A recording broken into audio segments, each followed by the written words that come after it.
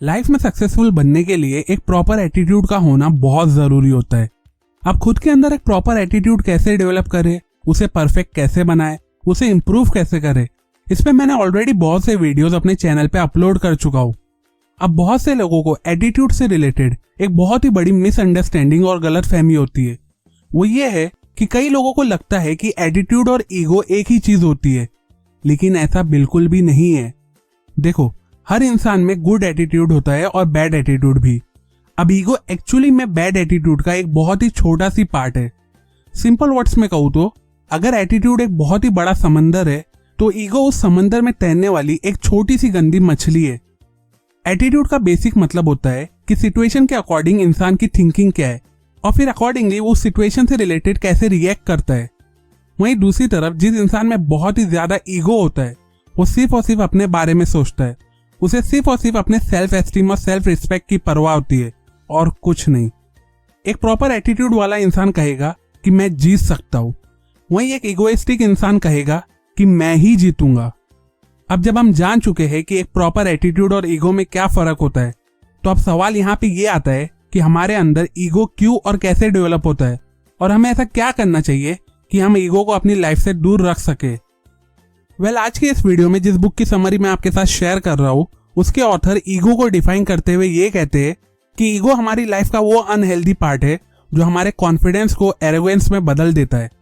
Ego की वजह से इंसान खुद को कुछ ज्यादा ही इंपॉर्टेंट समझने लगता है, जिसकी वजह से वो बस कुछ टेम्पररी सेटिस्फेक्शन और टेम्पररी अचीवमेंट्स के लिए अपने लॉन्ग टर्म गोल्स को बर्बाद कर देता है। नाउ द क्वेश्चन इज कि ईगो क्यों और किस वजह से इंसान के अंदर आता है। देखो, हर इंसान की लाइफ बेसिकली 3 स्टेजेस से गुजरती है जिसमें वो अपना पूरा टाइम स्पेंड करता है एंड सरप्राइजिंगली यही 3 स्टेजेस में इंसान के अंदर ईगो डेवलप होता है। तो अभी सबसे पहले फर्स्ट स्टेज के बारे में डिस्कस करते हैं। Stage number 1, aspiring. रोहन नाम का एक लड़का है जिसे डांस करना बहुत पसंद है और उसकी लाइफ का ये गोल है कि वो एक टॉप क्लास हिप हॉप और ब्रेक डांसर बनना चाहता है। अब अपने इस गोल को पूरा करने के लिए वो फुल मोटिवेशन के साथ डांस क्लासेस लगाता है। रोज यूट्यूब पे अलग अलग डांस स्टेप्स और मूव से रिलेटेड वीडियोस भी देखता है, लेकिन कुछ टाइम के बाद उसका ये मोटिवेशन खत्म हो जाता है और वो अपने टॉप क्लास डांसर बनने के गोल्स को अचीव नहीं कर पाता है। क्यों? सिर्फ और सिर्फ उसके ईगो की वजह से। एक्चुअली होता ये है कि जब इनिशियली वो डांस सीख रहा होता है तो वो कुछ लोगों की नजर में आ जाता है, जिसमें से कुछ लोग उसके डांस को लाइक और अप्रिशिएट करने लगते हैं। अब इसका इम्पैक्ट ये होता है कि वो एक्शन लेके अपने गोल्स को पूरा करने की जगह लोगों को इंप्रेस करने में बिजी हो जाता है।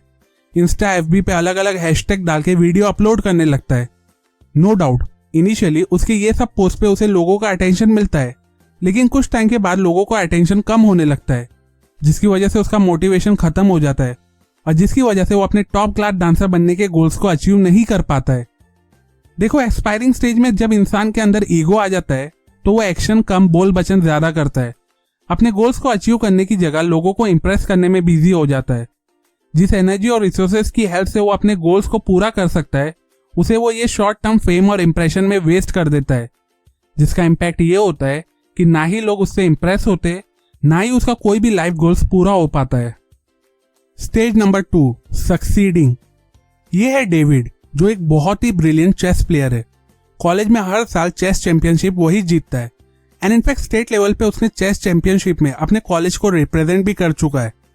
लेकिन कुछ टाइम के बाद वो अपनी स्किल्स, अपनी सारी अचीवमेंट्स को लूज कर देता है और जो रिस्पेक्ट और सक्सेस उसे मिली होती है वो सारी के सारी डूब जाती है। क्यों? सिर्फ और सिर्फ ईगो की वजह से। एक्चुअली होता ही है कि चेस जैसे स्पोर्ट्स में टॉप क्लास सक्सेस अचीव करने की वजह से वो खुद को बहुत ही ज्यादा टैलेंटेड समझने लगता है और उसे लगता है कि वो हर तरीके के स्पोर्ट्स में चैंपियन बन सकता है।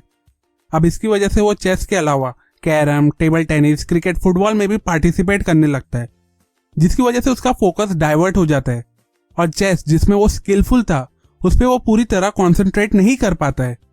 अब इस लो कॉन्सेंट्रेशन का इम्पैक्ट ये होता है कि वो स्टेट लेवल चैंपियनशिप में हार जाता है एंड इनफैक्ट कॉलेज में होने वाली नॉर्मल चैंपियनशिप में भी वो हारने लगता है।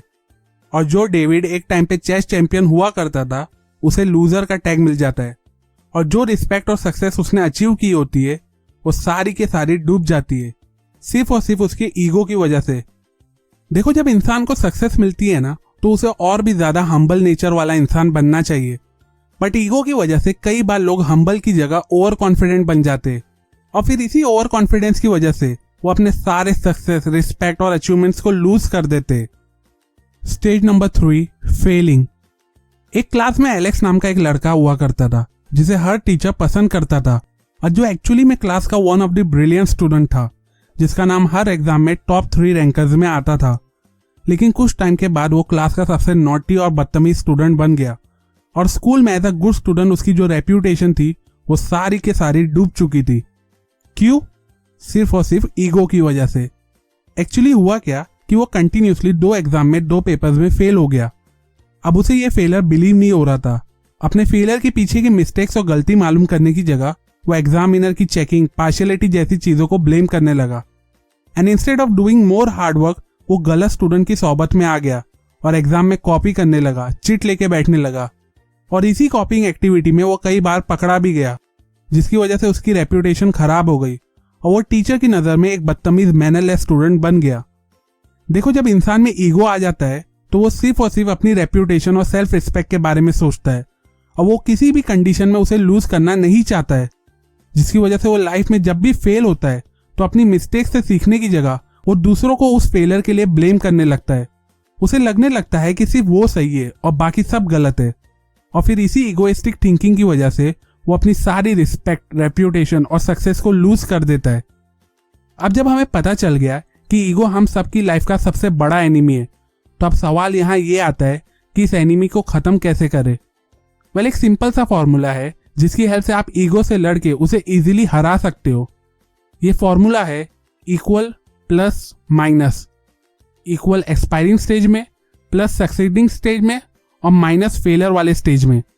एग्जाम्पल, जब एक्सपायरिंग स्टेज में होते हो तो उन लोगों को दोस्त बनाओ और उन लोगों के साथ ज्यादा टाइम स्पेंड करो जो आपके जितना या आपसे ज्यादा टैलेंटेड हो, क्योंकि जो इंसान आपके जितना टैलेंटेड होगा उससे आप न्यू चीज सीख सकोगे और जो आपसे ज्यादा टैलेंटेड होगा उससे आप चैलेंज कर सकोगे ताकि आप उससे बेटर बन सको।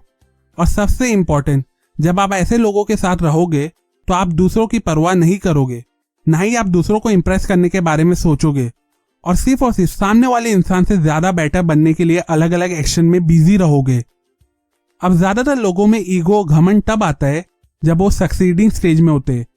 इसलिए अगर आप इस स्टेज में हो और ईगो को अवॉइड करना चाहते हो तो ऐसे लोगों के साथ ज्यादा टाइम स्पेंड करो जो आपसे प्लस हो, मतलब जो आपके कंपेयर बहुत ही ज्यादा सक्सेसफुल और रिच हो। क्योंकि जब आपके अंदर ईगो आएगा तब ये इंसान आपको रियलाइज कराएगा कि बेटा, मेरे सामने अभी तो कुछ भी नहीं है, जिसकी वजह से आप ईगोइस्टिक बनने की जगह और भी ज्यादा हम्बल और हार्ड वर्किंग बन जाओगे, सो दैट आप सामने वाले इंसान जैसा सक्सेसफुल और रिच बन सको। और जब आप फेलिंग स्टेज में हो तो ऐसे लोगों के साथ टाइम स्पेंड करो जो आपके कंपेयर माइनस में हो, मतलब जो आपके कंपेयर कम टैलेंटेड और स्किलफुल हो, सो दैट आप उन्हें अपनी न्यू स्किल्स और लेसन सिखा सको। और जब आप अपने से कम स्किलफुल इंसान को कुछ नया सिखाओगे तो ये आपके कॉन्फिडेंस को बूस्ट करेगा और आपके अंदर पॉजिटिविटी लेवल को इंक्रीज करेगा। और सबसे इंपॉर्टेंट बात यह है कि जब आप किसी इंसान को वो चीज सिखाते हो जो आप जानते हो और जिसमें आप माहिर हो, तो इसी टीचिंग एक्टिविटी के बीच में आपको अपनी मिस्टेक के बारे में रियलाइज होता है जो आपने की होती है और जिसे रेक्टिफाई करके आप खुद को बेटर बना सकोगे। इसलिए जब ईगोइस्टिक वाली फीलिंग आए तो हमेशा इक्वल, प्लस, माइनस वाले फॉर्मूला को यूज करो। सो टू कंक्लूड, ये अमेजिंग प्रिंसिपल मैंने आपको ego is the enemy book से बताया हो। अगर आप ये बुक पढ़ना चाहते हो तो डिस्क्रिप्शन में दी गई लिंक पे जाके आप ये बुक पढ़ सकते हो। अप टू एंड, अगर आपको इस वीडियो में बताए गए प्रिंसिपल यूजफुल लगे हो तो इस वीडियो को जरूर लाइक करो। कमेंट करके बताओ कि नेक्स्ट वीडियो में आप किस बुक की समरी सीखना चाहते हो। सपोर्ट करें मेरे काम और मेरे चैनल को इस वीडियो को अपने फ्रेंड और फैमिली के साथ शेयर करके। और अगर आप ऐसी और बुक समरी टाइप वीडियोस देखना चाहते हो तो मेरे चैनल को जरूर सब्सक्राइब करके रखो और बाजू में दिए गए बेल आइकॉन पे भी क्लिक करो, सो दैट आप मेरे एक भी न्यू वीडियोस की नोटिफिकेशन को मिस ना करो। And finally, thanks for watching.